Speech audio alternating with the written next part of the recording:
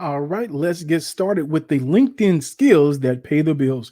A lot of people overlook this part, but I think this is a very important part of your profile for a lot of different reasons. One is that when you see these skills, the top three skills are the critical skills. You can have up to 50, but the top three are the critical ones because they're the ones that show on the front, and you don't have to click on show more to see anything else. So those top three skills are critical. One for SEO. In other words, these words are very important in how your name comes up.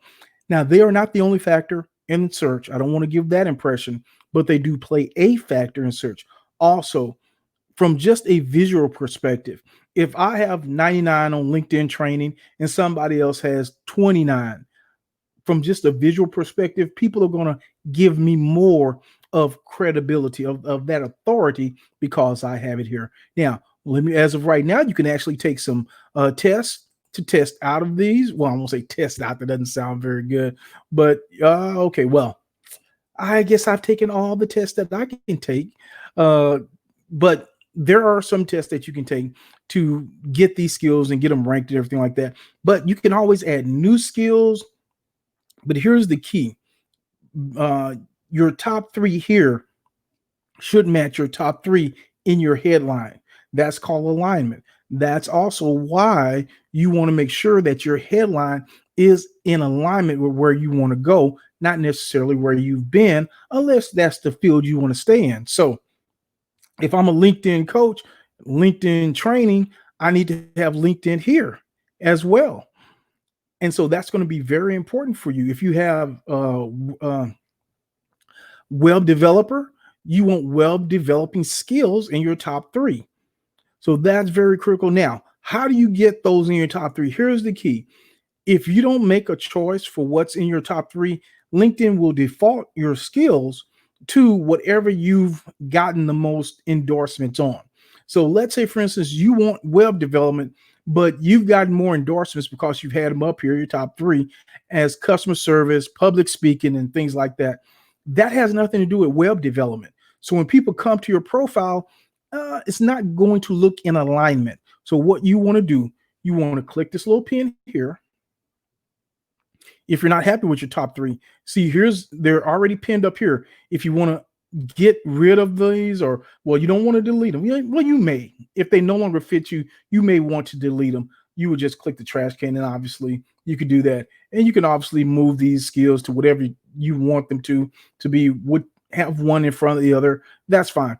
But if you want to unpin them from the top, let's say I wanted marketing up here as opposed to LinkedIn, all I would do is click here.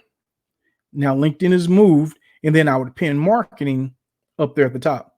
I don't want that though. So I'm going to, and then of course you want to save that.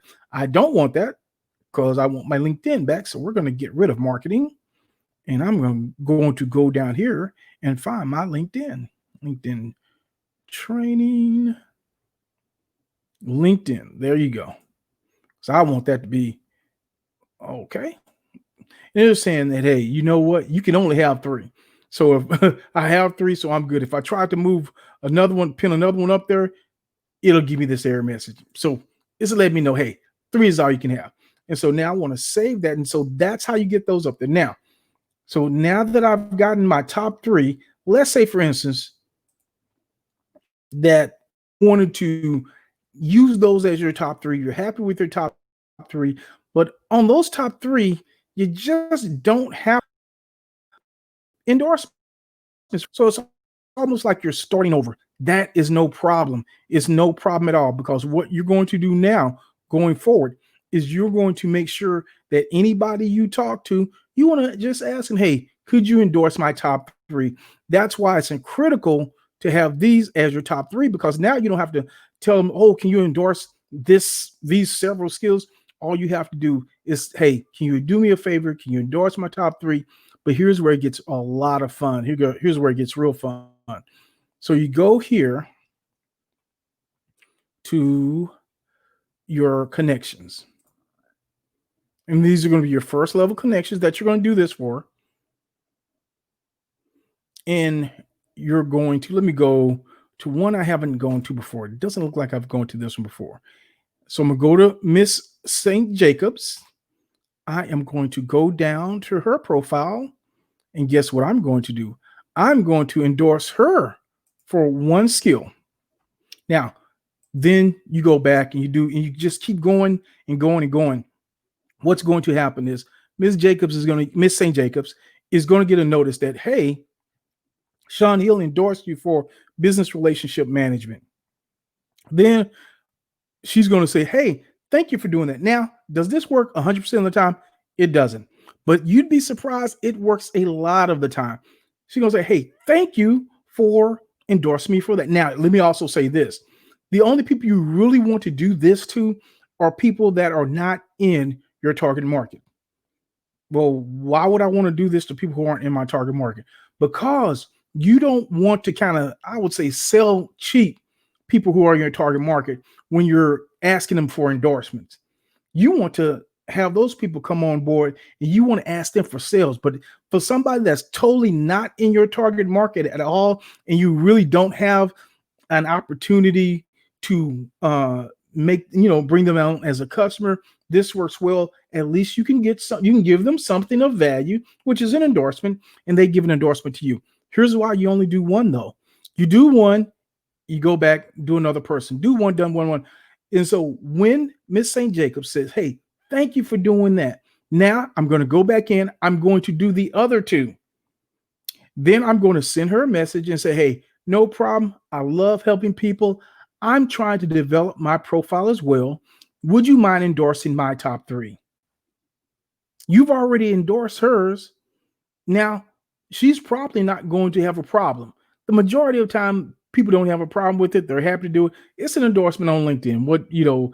It's not that big of a deal. And if you do run into kind of pushback, it's no problem. Just go to the next person. Do not worry about this. So that's how you get those numbers up. Get those up. So your goal is to get your top 3 up to 99. Now, this may take a while because as Miss St. Jacobs, she would have a ways to go. She's got 2 here, 3 here. I'm sorry, 2 here, 2 here, and 3 there. It's going to take her a while to get them up there, which is good because now you've endorsed her. It's probably something she hasn't had before or hasn't had a lot. Obviously, hadn't had a lot. And so you're really going to stand out to her, Miss St. Jacobs. So that's how you get those. That's how you decide your top 3. That's how you get those 3 up. Now, also, this is great for brand new connections, right? You don't want to waste them on skills and endorsements, though. For those brand new connections, as they come on, what you want to do is you want to make sure that you endorse one of their skills.